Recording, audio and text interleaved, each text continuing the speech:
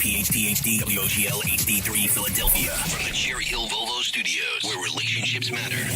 Always live on the free Odyssey app. This program is paid for by Investor Schooling. All opinions or statements expressed on the program are solely those of Investor Schooling or their guests and do not reflect the opinions of WPHT or Odyssey. WPHT, WPHT-HD, WOGL HD3 Philadelphia. From the Cherry Hill Volvo Studios, where relationships matter. Always live on the free Odyssey app. This is Investor Schooling Live with your host, Larry Steinhouse, CEO of Investor Schooling. Good morning, everybody. Welcome to Investor Schooling Live. I'm about to throw Omri out of here because all he's doing is like making sure that I can't concentrate on what I have to do. No, concentrate. It's more important. Yeah, so let me start, okay? Okay, sure. All right. Mute. Okay, good. All right. Wait, hold on. I got to hit the mute button. No, don't do it. Okay, now he's muted. There we go. Good morning, everybody. Welcome to Investor Schooling Live. Investor Schooling Live is transmitting, of course, from the Investor Schooling Studios right here in Investor Schooling headquarters. Hey, I'm Larry Steinhouse, and I am the CEO of Investor Schooling. Thanks for listening, and get ready to learn real estate investing, stock option trading, and so many more things about money that I bet you didn't know. Hey, you can call us anytime during the show with your questions. I muted Omri, so I'm going to have to give you the phone number. It's 855. He actually went over to Debbie's microphone. 1137. Again, it's 855-939-1137. You can shush me up, guys. So all right. This is not your typical financial show, is it? All right, wait, I got to turn Omri's microphone back on because you're interrupting my whole flow twice now. Okay. So at least let's No, I will shush. I have some questions, but I will wait. Let's at least let people know that what we do here, okay? It's important. We talk about money. Yes. We talk about finances. We teach. We talk about buying houses with no money. We talk about investments. We talk about the stock market, which, by the way, I can't believe the S&P popped over 5,000 the other day for just a moment. Actually, I think it closed over 5,000, which is amazing, too. And, of course, we talk about Omri's sexy voice. So if anybody wants to call in anytime about anything of any one of these topics, the phone number is 855-939-1137. It's 855-939-1137. Now, for all you people who have really good stereo systems in your car while you're listening to that, first of all, I don't even know where you're going to go with that. I'm first of all, concerned if you have a really nice stereo system in your car and you're listening on AM, there's something wrong with you anyway. But okay. But assuming you have that really nice stereo system and you're listening to that voice, do me a favor, call in and let me know, how it felt. Okay, sure. I figured that's where you were going. Yeah, I was. I'm not going to go full Howard Stern on that one. Yeah. Yeah. But You yeah. know what I mean? That's I was because you have a very deep kind of voice, and it's it turns the women on. Yeah. Okay, good. So if you feel pregnant after I'm saying the number, I'm not taking responsibility. It isn't exactly pregnant that they're going to get. Yeah, I know. That's so can you finish your part, please? I don't know if I can. That's the whole point. I don't even know if I can. What am I supposed to do? So, by the way, if you listen to the show for the first time, yes, this is a financial show. It is. And yes, we what we do is at Investor Schooling is we teach finances. We don't sell you any products. We just teach you education. We sell you education. We don't sell any other products. As a matter of fact, a lot of people come to us and say, hey, my financial advisor said this, and this. Can you check it over? And sometimes we agree, sometimes we don't agree, but we don't really care. And if we don't agree, we tell you to go back to your financial advisor and say, hey, this is a new piece of information. Maybe you should change my finances. Or we can tell you that, some of them are just really bad. And, we may recommend somebody else. Not that I don't care. It doesn't matter who you use. It doesn't matter at all. We recommend many of our friends, many of our students that do exactly the same thing. Yeah, and the only reason we do that, the only reason we recommend people that we know is because we know them. And we try them. And we use them. And also, we let those people know that, hey, don't ruin my reputation. Me, Larry Steinhouse, don't ruin my reputation by messing up somebody's finances. So, of course. So that's why we do it. But we make no money off it. We don't get any commission off it. And the reason we want to be that way always. First of all, it's illegal for them to pay us a commission unless we're licensed. Mm-hmm. But also, we want to be independent. We want to make sure that everybody understands that all we're doing is teaching education. We're teaching some of these things. All right, and we're not attorneys. We're not accountants. Correct. And we teach based on our experiences and personal successes. And we also often suggest that you have your attorney or accountant look over what we say. and that's fine with me. You can do anything you want. All right. The only reason I brought that up today is because I want to bring up some things later on. I want to talk about trusts and LLCs. Okay. Because I think it's important that everybody know the difference and why we buy almost all of our properties in trusts. And we're going to talk about that in a little while. But first, we need the update. We need What? the update on the Monroe property, Deb. On the Monroe property. All right. Latest is that the township is incredibly corrupt and Yes. insanely corrupt. So much so that, which is why I've been having so much trouble for the last year with this property, because they're so corrupt. So much so that the contractor has said something to me about bringing to the attention of, the authorities. But I will not do that until after Of course. the quad Yeah, of is course. done and the second one is built, and then we'll maybe get the authorities in on this place because it's that bad. Yeah, which you need is- to call the FBI. Yeah, we probably have to Yeah, call the FBI yeah. in on them. So The hard part is how you can prove it. Emails and recordings. Is there and enough information in everything you emails and can. recordings that you can prove it? You should. I don't. I know. Well, he has a lot of documentation, so I don't know. We'll see what happens. At this point, it's not gonna. I'm not doing anything until the quad has to be done, and then the other one has to be built. So nothing's gonna happen for the next 6 months to a year Yeah, okay, anyway. that's So it fine. doesn't even matter. So if you are from the township and you want to prove us wrong, you're welcome to call at 855-939-1137. Anyway, everything is done on it. We're getting some holdups on the inspection because of the corruption, which is a little bit frustrating. But sheetrock should be starting next week. Yes. Whoa. So sheetrock should And be we're all starting going next down week. there. We're going down there in a couple, 21. couple The week of weeks. after. Yeah, we're Yeah, going the down there a week couple of after. weeks 21st, yeah. Yeah, the week after next. to take a look at it, take pictures of it, and see how it's going. So for you guys who are listening to the show for the first time, Debbie bought a property about a year and a half ago, 2 years ago. Yeah, it feels like forever. Yeah. And she had some trouble with it, and most of it was bad contractors. All And- of it was bad contractors. Yeah, and the problem with the bad contractors weren't necessarily that Debbie picked bad contractors, which she did, but it was also because the township makes it very difficult for you to be a contractor in there. They want their cut. They want to keep their people. Right. They want and to keep their people, but cut- all their people are terrible. Yeah, but they're also Corrupt. paying people under Yeah, the table, there's which all we kinds of- discovered, right? So it's Yeah. not only the fact that you picked the bad contractors, you've been forced to pick the bad contractors because you had to work with people that have Right. been suggested, you can say, by No, the they're township. licensed in that township. Yeah. And They we have don't to want be to licensed. and we don't want to mention the township at the moment, and we don't want to mention the people because, we don't want to. Unless they call. No. The real reason is we can't prove it, so It's Yeah. so insane. we have to say we suspect them of corruption. Yeah. Because if not, we're going to be sued. I called my inspector, who I had very rough beginning with, and she's great right now, and I really appreciate her. Yeah. I called her this week because I think she's in her 70, and she knows everybody in Norristown. Right. So this And is this is your Norristown property. Yeah, and I asked her for a suggestion about who still left in Norristown that restored old windows. Because my house is located in an historical district. I can't replace this window. I need to fix this window. And believe it or not, all the people... So at first, when I called her, she said, I can't recommend. I'm not allowed to recommend anybody for you. And then after research, I figure out that many other investors in the area, like me, has the same problem, that let's say old people that know how to restore those windows are left around.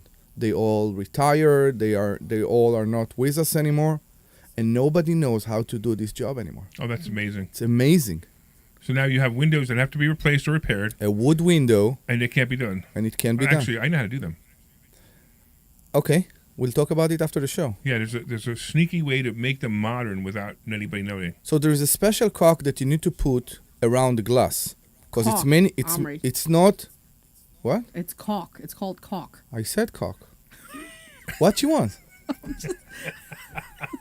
It's called caulk. Debbie, I'm just saying. Debbie, it's come called on. caulk.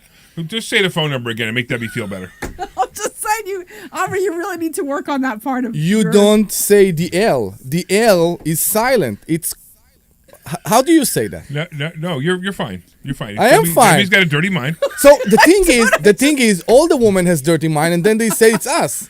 It's the same of thing. course, but Debbie has a dirty mind. She thought you were saying something else. I'm talking That's about. what it says. I'm All talking right. about ceiling windows, and she's talking about her bedroom. I don't know why is it like that. I don't know either. So anyway, you need to fix the caulk. I need to fix the call. and it's not the regular one. Glenn, are we still on the air? We are, because you've said nothing wrong. No, I think we're off the air. You've got people driving their car going now. What the world are we listening to? Crashing into the thing. All right, yeah. So you talked about people listening in the car, Right. and I want to go back to my Tesla. Wait, we do that in a minute. No, it's but important. real quick, no, we will, because I just want to mention who we are, because I'm sure the audience is so confused right now. Yes, exactly. So I'm Larry Steinhouse, and you're listening to Investor Schooling Live, and you're listening to my partners Omri Morad and Dr. Debbie Anderson. Jeez. And what we do is we teach people about how investments and properties, and we talk about some of our own stories too. And that's basically what's happening here. Yes. So obviously, Omri has a cock problem. I don't have a cock problem. Are we still on the air? I want to clear that. Kirk, are we still on the air? We're still on the air. Go ahead. I'm not sure. So we have to make it very clear that she is a real doctor and not a sexological. How do you say the people that the sex therapy? I don't know. We're really. She's a real doctor. I thought we were talking about your cock. So no. So Watch it, guys. no. I will spell that, even though I'm not he's so cocking his windows. good We've been about. talking about this. I mean, I don't understand. So I'm not. All right, let's get back on track. We're going to be You were thrown up talking the air. about Okay, your so car. go back really quick. Yeah. So you have to Go back fix to this your car. window. It's C-U. You need to- Wait, it's C-A-U-L-K. CH. C-H-U-L-K. So CHAULK. No, it's C-A-U-L-K. Exactly. Okay. That's what I said in the beginning. Oh yeah, that's right. I'm gonna. Do you know English? By the way, you don't need to spell well to be a real estate To be exactly. So believe it or not, right? One thing I figure out, because you said about listening to your AM in the car, and we talked about. I consult with you about upgrading my infotainment system in the Tesla. You're gonna upgrade your entertainment system in the Tesla? Yeah, remember the bubble on the screen and all that? With the bubble in the screen, yes. Okay. So So for you there's guys a don't know, we also bubble in make the fun screen. this Tesla. Anybody know why this Tesla stock's going down lately? You know why? Because everything is a common problem. Omri talks about his Tesla all the time Because and all the problems he has. He has a Tesla X that was originally sold for $120,000, 150 $150,000 with all the options, yeah. with all the options, and now the glove box, although it started working again. So the glove box started to work again. Elon allowed me to use my glove box. Elon allowed you. I guess. I don't know. Sometimes it works, sometimes it doesn't. And there are all kind of things that trouble me with the car. And make it very All hard. kinds of things trouble you with the car. Yes.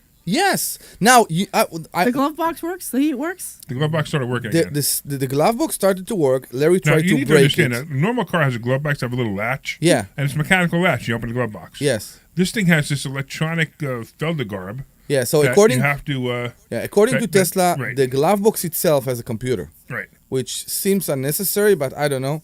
So the glove box work. In order to change the infotainment system in the car to the upgraded with the Netflix and Hulu and all those things that I don't care, it costs like $2,000, but you don't get a radio. If you want a radio in your car, it's another $500. Wait. Well, make sure it has a AM. Wait. I'm confused. You have You to will pay for get the new audio system, the new screen with the navigation and all that, but not radio. If you want radio, You it's spend $150,000 for a car and you don't even get a radio. So now I have a radio. But Are in you the- serious? No. Now I have a radio. If I'm going to upgrade my system, I will need to add a radio to the... It's insane. Oh my god. It's insane. Who will put a system like a music system in the car that for $2,000 and doesn't have a radio? It doesn't make any sense to me either. It doesn't make any sense to But me just make sure it has AM. at all. Of course, I need If to it doesn't have listen. AM, you can't listen to your own voice. Exactly, I need to listen to myself. Right. How can I listen to myself? so- Only maybe the repeat. Yes. Yeah, because I need to be You know here. they have jobs for that. You know. They For do what? like voiceovers, like I do. You know, some of my day job stuff. I had to listen to somebody do the voiceovers for like some stuff I wrote. I wanted to do cartoons in the past. Well, very I'm much. just saying that like people get paid real money for that stuff. Okay. Yeah. You know. What is real money? What is All right. unreal money? All right, hold on, guys. You guys you guys are having a private conversation. Yes, you gotta remember, exactly. there's at least 7 listeners out there that are listening to our show right now on AM. So most of our listeners right now are in the classroom, Yeah, I know. which is Right. So what I'm referring to is we actually having one of our events we have an event about quarterly, it's our Money Hacks event that we talk about. That we talk about different things. And you're right. Most of the listeners are in our classroom right now, which is kind of funny. Yeah. So we could keep talking about. Never mind. I don't want to bring it back up again. Sure. Glenn's going to yell at us. Exactly. But all right. So we talked about the test. We talked about that. So let's talk a little bit about something that might be important to somebody out there. Sure. Before they turn the radio off.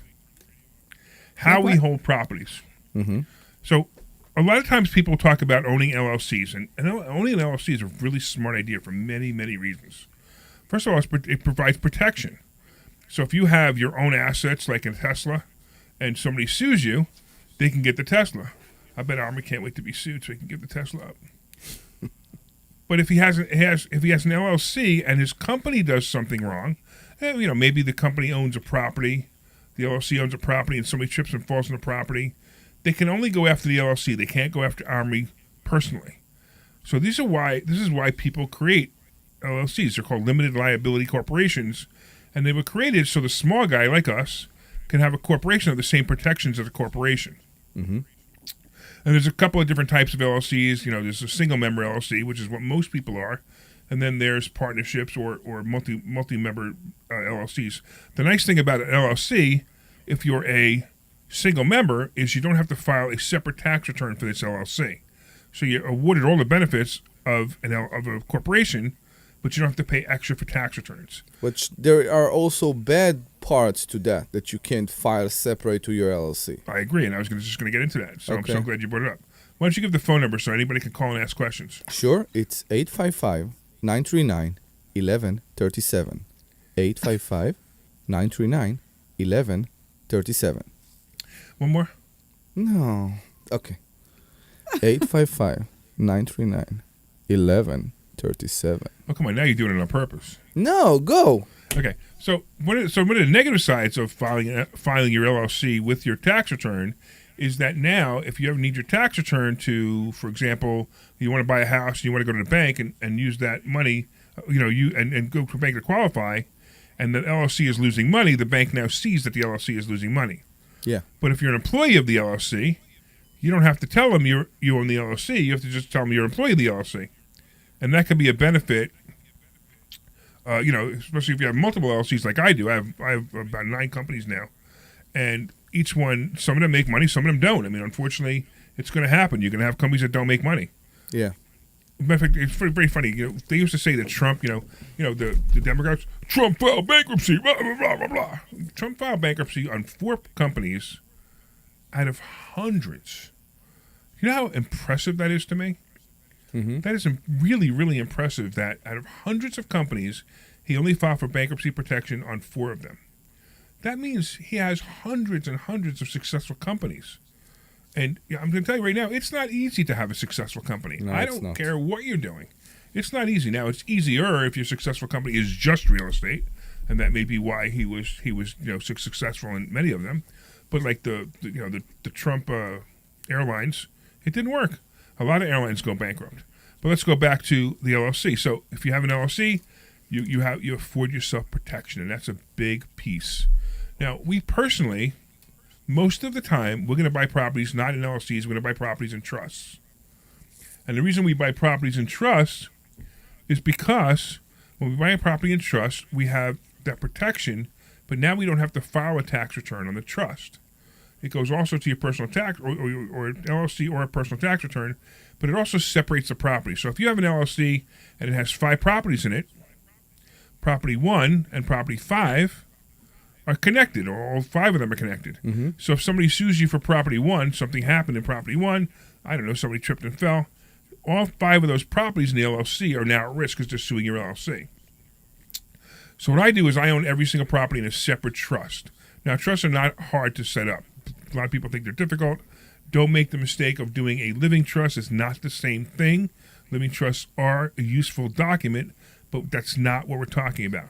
We're talking about specifically, it's actually referred to often as a land trust, but I call it a personal property trust because that's what it basically is. You're turning your investment property into personal property, and it's a trust. It's a personal property inside that trust, and that trust will protect you almost as well as an LLC. It does have some limited protection, But if you make the beneficiary of the trust instead of you make the beneficiary of the trust the LLC, now you have the protection of the LLC as well. So it's extra protection each time. And that's why we suggest over and over again that people buy properties and buy them in trusts and buy them from day one.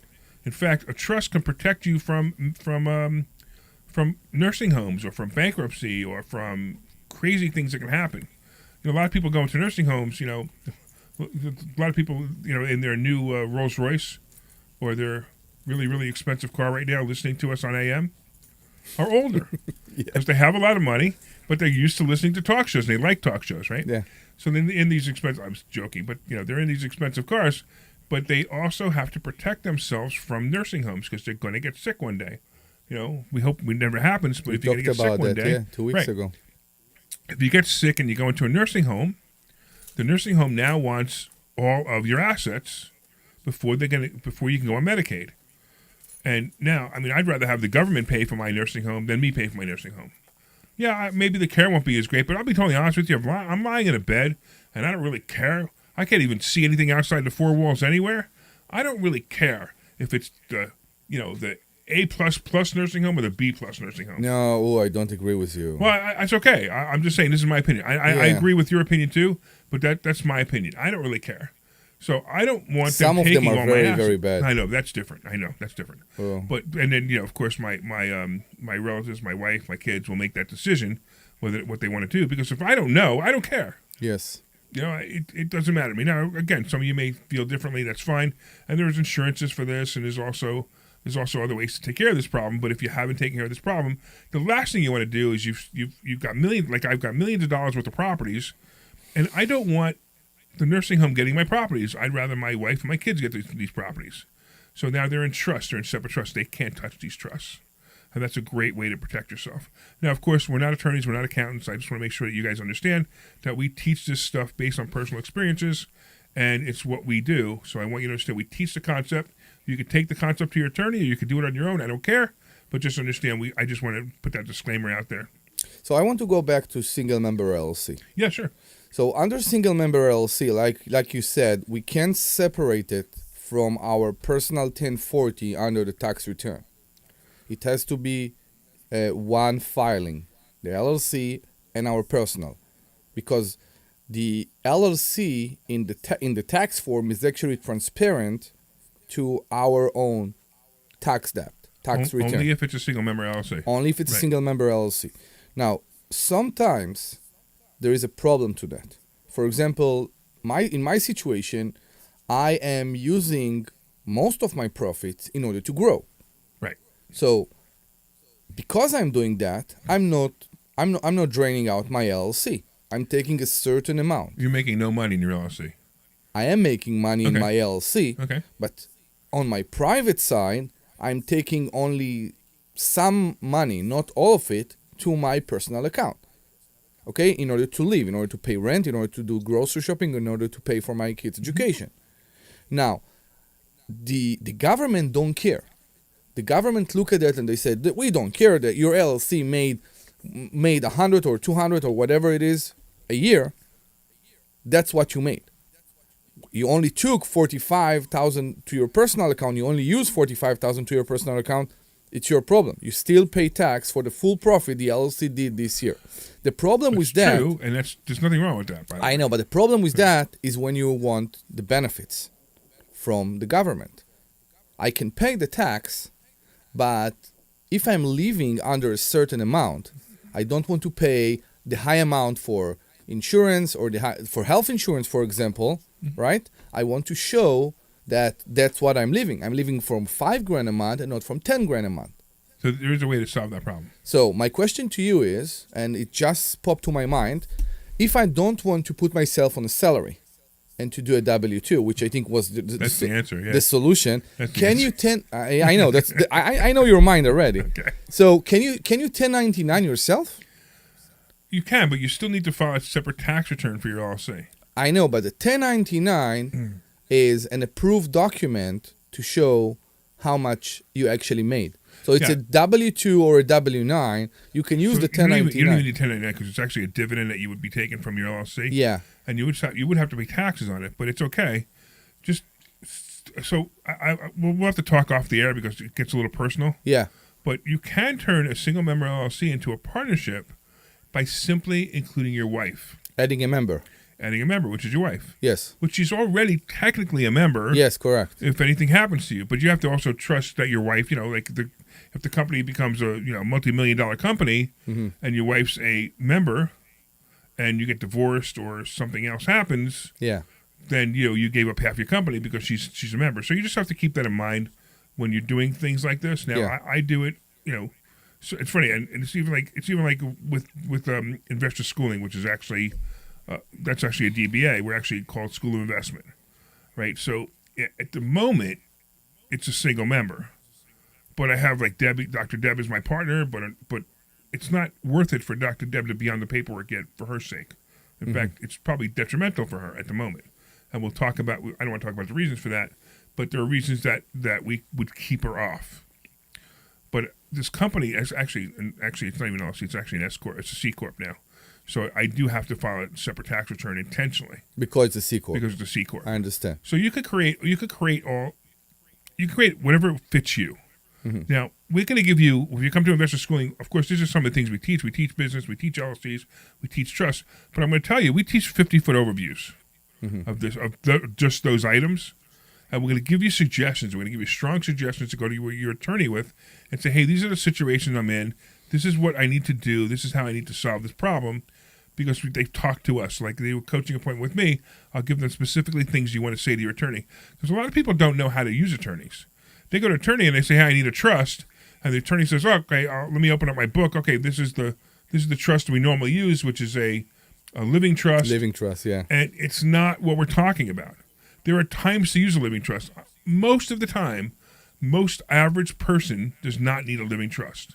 The average person does not need a living trust. We had students that came here. I know, and they didn't listen to me, and they did it wrong. And they said, I got my trust. Let me see it. Oh, it's a living trust. Why do you do this? Well, I went to my attorney, and he said it was supposed to be a living trust. I said, it's not supposed to be a living trust. You did it wrong. And you paid the attorney $5,000 to $7,000 to create this living trust, and it didn't do anything I said that it was going to do. In fact, it actually harmed you in some ways. Yeah. So this is part of the reasons why we have conversations with the students first, because when you go to an attorney and you don't know what you're talking about, same thing when you go to a financial advisor, right? So you go to a financial advisor and you talk to them about mutual funds.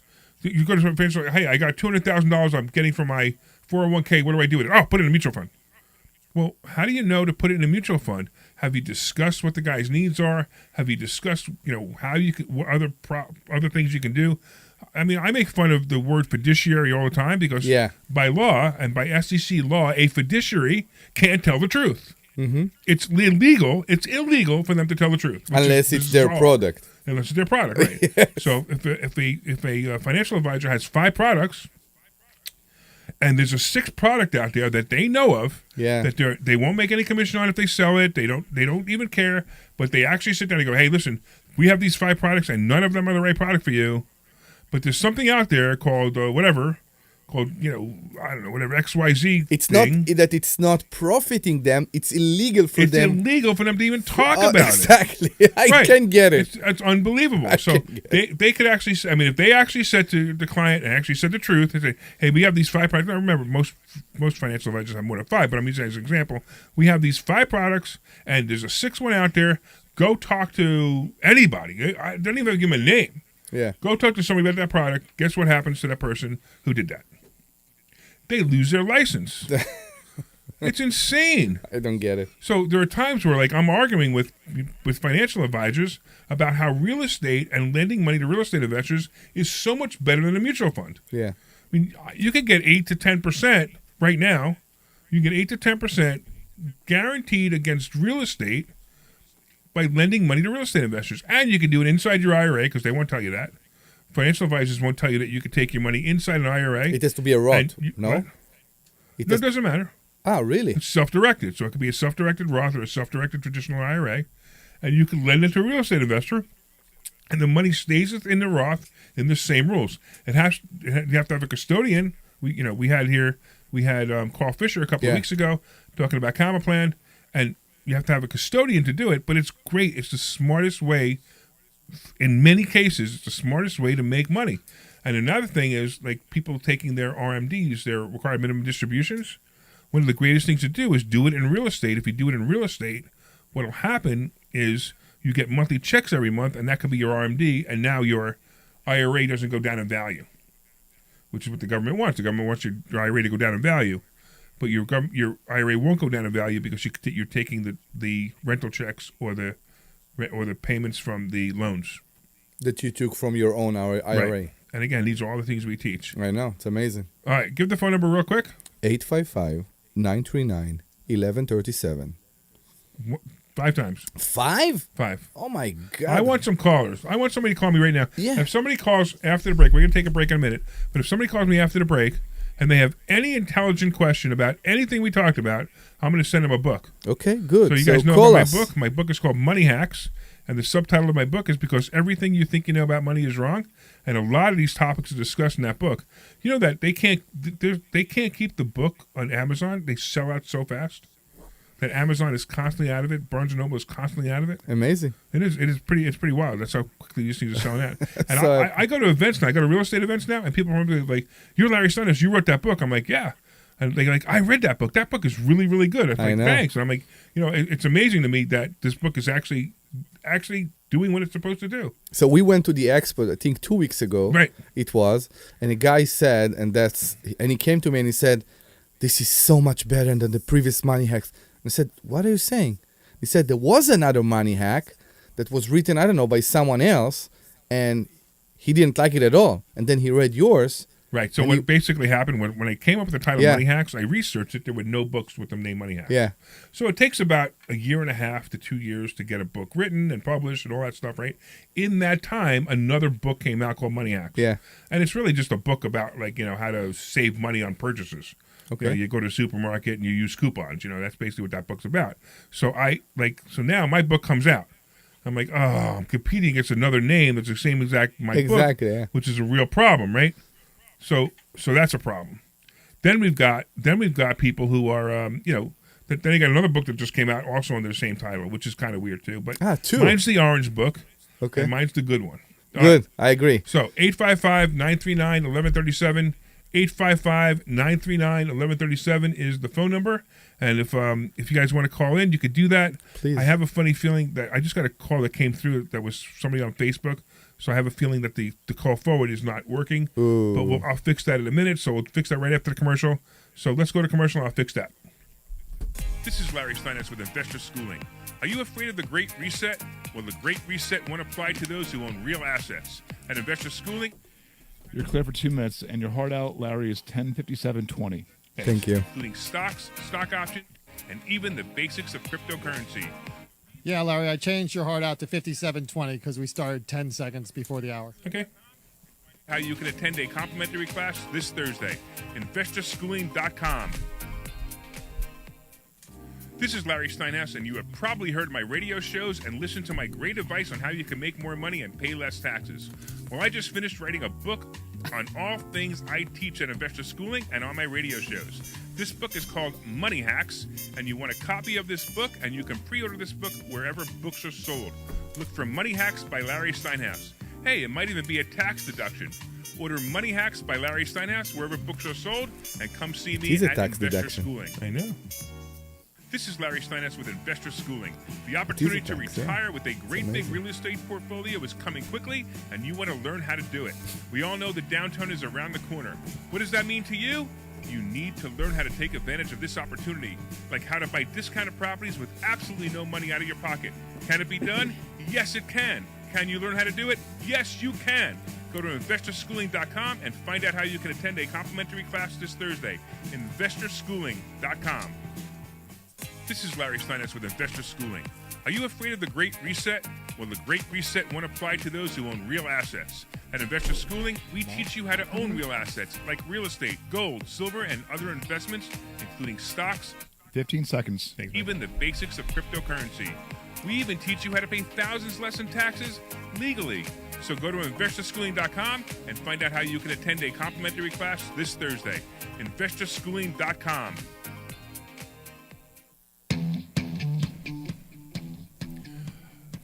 All right, everybody. Welcome back to Investor Schooling Live. I am Larry Steinhouse. I'm here with my partners, Omri Morad and Dr. Debbie Anderson, and we are talking about LLCs and trusts.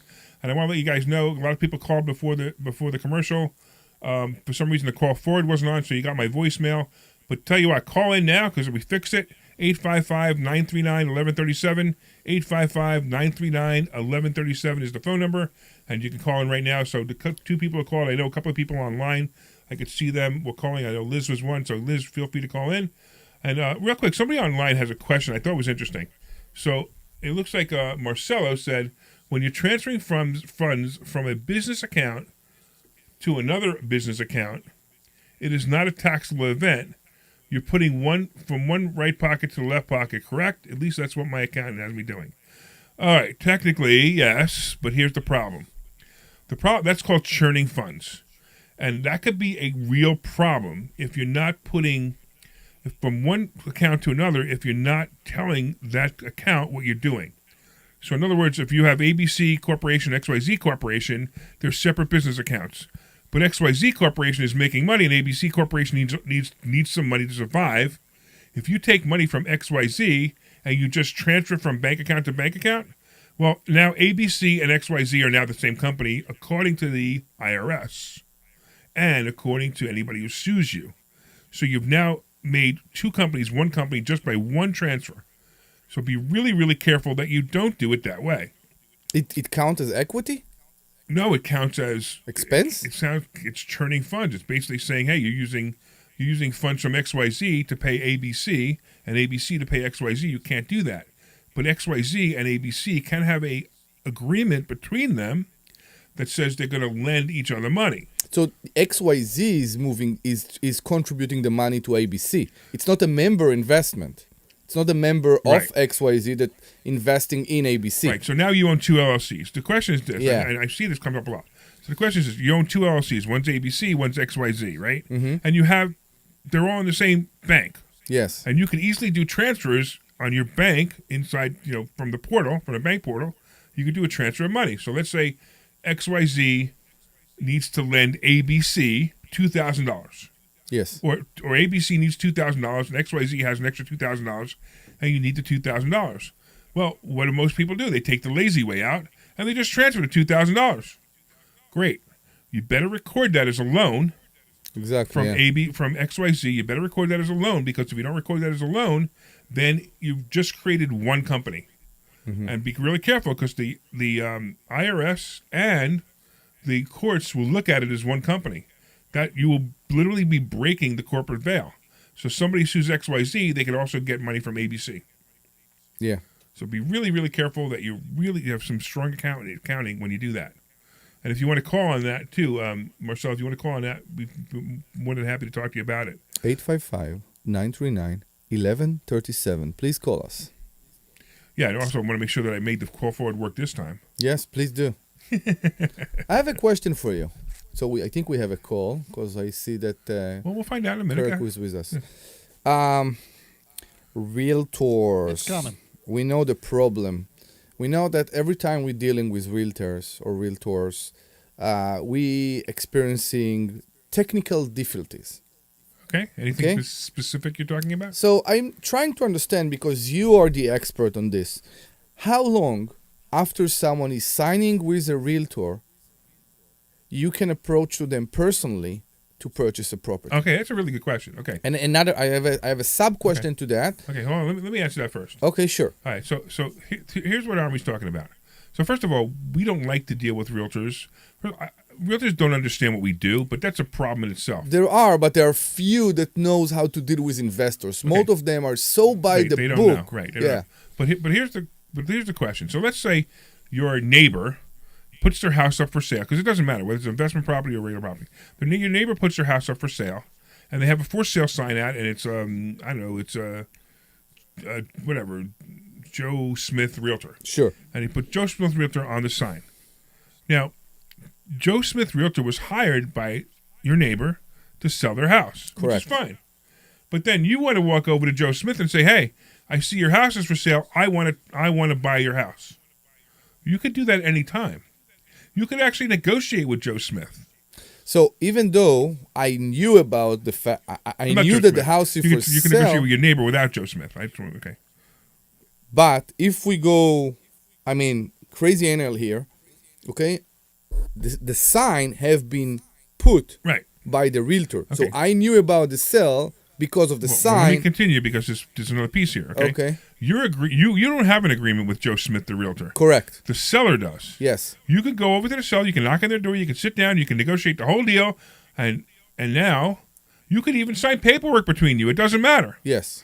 But because your neighbor signed an agreement with Joe Smith needs to be paid. Anyway, even if he Paid- wasn't part it of the has deal. nothing to do with the deal. He's going to be paid anyway. Okay. That's the difference. For how long? As long as it's listed, and usually up to 90 days after.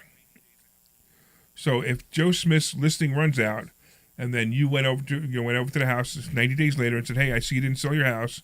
I spoke to you. I spoke to Joe Smith, whatever, and now I want to buy your house." You can do that. Let's do this. Let's go over to the phone real quick. The first person we got is Liz. What's going on, Liz? Good to talk to you. How are you? How are you? Good. Yeah, I have a question. So my house is now in my name and paid off, and I'm about to. But I do have a lawyer I'm working with about to possibly sign off on an irrevocable trust. Okay. I don't know if I heard you wrong, but I do have to file a tax return You do an irrevocable trust. on an You do. Yeah. irrevocable trust, Yeah. right? Yeah. But yet I wouldn't have to claim it All right. that I own this. All right. So without getting super personal, all right. So Okay. I'm not a big fan of irrevocable trusts, but there are times when you need them, and it's usually for times where maybe you have a handicapped child that you're leaving money to, or something's going on with you where you need to get the stuff out. So those are times I highly recommend it, but there's also exceptions to that. So I'm going to be really, really careful that when you're talking to your attorney about an irrevocable trust, because here's the thing about an irrevocable trust: it's irrevocable. It can never be changed. So you put an asset in that trust, like such as a house, and you say, for example, the beneficiary is your son, it cannot be changed ever. So if 5 years from now Right. you change your mind and say, hey, you know what, I don't want to do that anymore, You have to sell it. You can't do it. No, you can't do it. So that's why you be Right. be really, really careful when you're using irrevocable trusts. It's like a tattoo. It stays with you for the Right. rest of your life. And I actually have two questions. I do understand that, and the only reason I'm doing that is because I am a single mother. I want this money, this house that's paid off, to go to my children. And if something were to happen to me and I go into a hell, I don't want it to go to the government or to nursing. So that was my reason. I will never change my mind. It's going to be my children. Nothing's ever going to change. And, I'm a little up there in age. I don't know. You don't know what's going to happen. I just want to make sure they don't take anything from them. But my second question was, how would that work then if I used investor schooling? And would that still protect them the same way? I just want them protected, Okay. So they would get the money. I don't. Yeah, so real quick, Yeah. Investor Schooling is an education company. We don't do this stuff for you, but just there are some other choices you can make to protect this house. And here's a really good one. And assuming your health is good, I would actually encourage you, believe it or not, to take an equity loan or a home equity line of credit on your house, buy a life insurance policy, overfund the life insurance policy, make the beneficiary of the life insurance policy your kids, and you can even put the life insurance policy into the trust.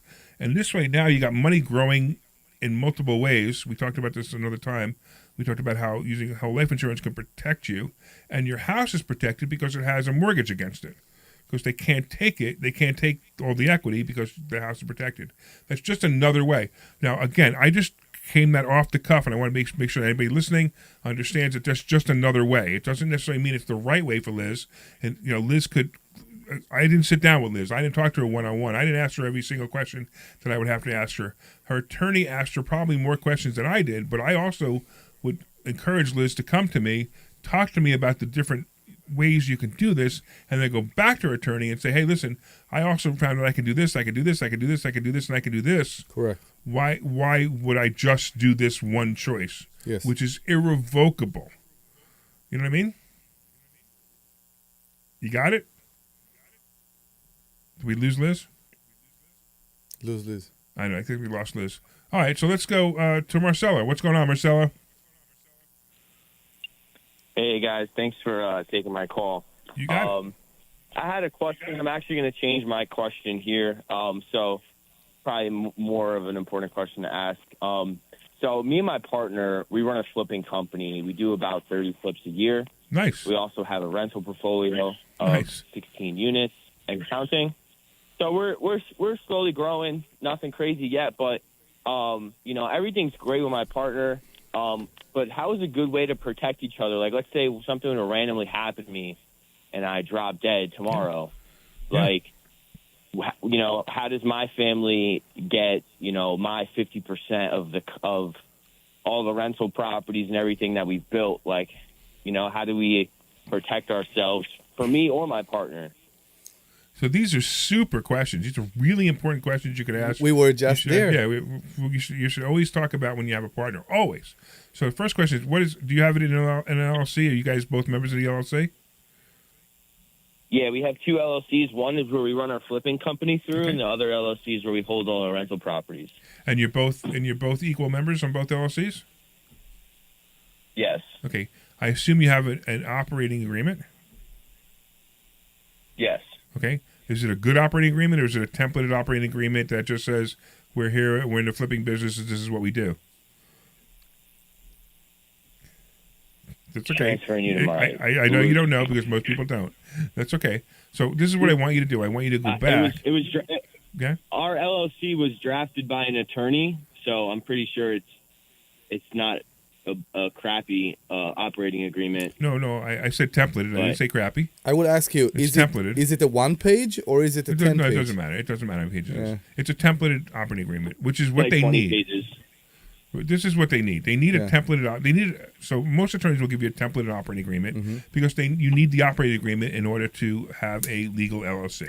So they create. But you didn't talk about these things with your attorney. You didn't say, hey, what happens if I die? What happens if he dies? Right? At the time, we didn't. Right. Okay. So this is what I'm going to suggest you do. You need to sit down with your partner and you just say, hey, what do we really want to happen if this happens? Because like Omri and I own a mobile home park, and I don't want Omri's wife as my partner if anything happens to Omri. Okay, so we haven't even finished it yet, but we are placing something called a buy-sell agreement. So you want to put this in, write this down. It's called a buy-sell agreement, and what that means is upon Omri's death or my death, the other person has to buy the other one out. They have to buy the family out. Now, if we assume that, let's say number one, let's say maybe the corporation doesn't have the money to buy the other person out, you could put a payment schedule in there. You could also buy life insurance. This is a really good way to do a buy-sell agreement. Is under the LLC? Buy life insurance. Yeah. Really? So the LLC could buy life insurance. I was thinking about having our LLC fund a life insurance policy for the both of us. So in the event that happens, Absolutely. And here's the cool part. The LLC could fund the life insurance policy, but you could still own it separately. So if you ever dissolve the company, you still own the life insurance, because I would recommend, just different kind of life insurance. If you think it's going to be short-lived, I would use term. If you think the company's going to go on for a long, long time, I would buy whole life insurance, and I would overfund it. But we're getting into a whole different topic right now. But either way, either term life or the whole life, it doesn't matter. But also disability. So if one of the partners gets disabled and can't work anymore, maybe one of you guys is the contractor, and all of a sudden he's not working, he's sitting in bed, it's bad that he's sitting in bed, but he's sitting in bed not being able to work, and you got to hire somebody to do the work that he was doing. Well, that's not right either. So you may also want to have a buy-sell agreement that talks about disability as well. Gotcha. Well, and you know what you need to do, right? You need to come to Investor Schooling to learn all. I'm sorry, ask again? No, I just said thank you for creating some clarity. You got it, man. And stop by the school one day and let us know how you make it out. Because I'll tell you what, if you're doing that kind of work, appreciate it, man. We'd love to have you even speak one day. Oh wait, you know what we need? You want a copy of the book, Marcelo? Sure, man. I loved it. I love a book. All right, cool. So we're gonna have Kirk is gonna take your information when you hang up. Before you hang up, he's going to take your information and we're going to send it to you. And then definitely stop by. So if anybody out there wants to stop by and learn this stuff, go to investorschooling.com. You can RSVP for this Thursday night's class. That's investorschooling.com. And you can learn how to do the stuff we're talking about. Hey, I'm pretty smart, huh, Dr. Deb? Not too bad. Am I as smart as you? You're a doctor. Well, I'm really good in like one area, and you're really good in another one, so I think we're good. Although I wouldn't be giving you an honorary degree or anything, but you're pretty smart with it. So the honorary degrees I don't do. Referring to the beginning of the show, I'm not sure what she's meaning. What? So. What are you talking about? What are you talking about? He doesn't know what an honorary degree is. Oh, you don't know what an honorary degree is when somebody says, "Hey, I think you're so smart. I'm going to give you a PhD. Now you're Dr. So and so." Right. What? Some universities. Who can do that? The Queen of England? No, universities do Anybody that. can do it. Yeah, they'll give really? you honorary Debbie degrees. could call you Dr. Omri if she wants. No, I don't want. No, to. it's like usually universities. So I want to go back to the conversation we had about realtors. Okay. What happens if you start to work with a realtor? Right. Okay, you start to negotiating with them about purchasing a house, right, and it doesn't go well. Right. Okay. The price is not right, the terms are not right, the realtor is not responsive, you can't work with them. Okay? So are you the buyer or the seller? I'm the buyer. Okay. Let's say I'm the buyer. I just want to, this is the deal that we're working on right now. One of them. Let's make it I'm trying to understand. Right. If I started to deal with the realtor, am I obligated to continue working with the realtors? You have no obligation to that realtor whatsoever because you have no contract with them. At all. Right. Unless you signed a buyer brokerage agreement. Okay. Which I know you didn't do. No. Because nobody does them, because as smart realtors have you sign them, but this guy didn't do that. Okay. So now you can talk. By the way, it doesn't matter if the property is listed with a realtor. You could talk to the seller anytime. Now the realtor will say, "How dare you? You can't talk to them." I can talk to them until they say to me, "I have a realtor. I have a realtor. Talk to them." And then he basically, the seller now shut you down. I know that's why go back to the realtor. But that's why they work so hard to hide the seller. Right, but it's not hard. Yeah. I mean, you can find out who owns the property. I know. So, like the example we were giving a little while ago with the neighbor, you could buy the house anytime. Yes. Just the guy may owe the realtor some money. Okay. So the realtor will come after the seller. Maybe. Okay. Maybe, but they have an obligation if it's under contract to sell it with the realtor, and they sell it by themselves. Is it related? Unless they excluded. So is it related to how you found out about the property? No. It doesn't matter. It has nothing to do with you. It's all about the seller. It doesn't matter if it's because of the sign or if it's because my neighbor told me I'm selling the house. No, it doesn't matter. As soon as they have a written contract with the seller, the realtor has a written contract with the seller, the realtor expects to be paid by the seller if the house sells. It's amazing. So if I'm selling my house right now, and I'm telling my neighbor that, and the next day, a realtor come and I put a sign and I sign with a realtor, right? Mm-hmm. And my neighbor said, "You know what? I'm buying your house." He didn't go with the realtor. He never deal with the realtor. He haven't heard about me selling the house from the realtor. I still owe the realtor. Unless you tell the realtor to exclude him. So the next day, you said to the realtor, "Listen, it just so happened I was talking to Dr. Deb, and Dr. Deb's going to buy my house, maybe, but I just want to let you know that I'm negotiating with Dr. Deb by myself. Personally. And this one's an exclusion. So if I sell it to Dr. Deb, you get paid nothing." And he'll go, "Okay." And you have to put it in the contract. You have to put it in the contract. Okay, understand. Now, in our thing, we're trying to buy that apartment complex, and the realtor is a real pain. Mm-hmm. He's a real pain. Yeah. Instead of a realtor. I don't know, whatever. Okay, it was a really bad joke. I get it. But what's happened with this guy, I've told the realtor flat out, I said, if you would get out of the way, I would already have this under contract. Yeah, he refused to let us, even when we were extremely close to closing, he refused to let us sit in front of a table with him and with the buyer. Right, which he with the seller, I'm sorry. That's really the seller's part. We don't really know what he's communicating with the seller. Yeah, exactly. But the reality is, now the listing expired. He doesn't have the listing anymore. Yeah. So I've said to you several times, we need to talk to the seller. We'll do it this week. Mm-hmm. We need to talk to the seller just directly and say, "Hey, do you still want to sell the property? Because if you do, we're buying it." Yes. And that's what we're looking to do. Mm-hmm. So we'll talk to him this week, and we'll let everybody else know basically what happened.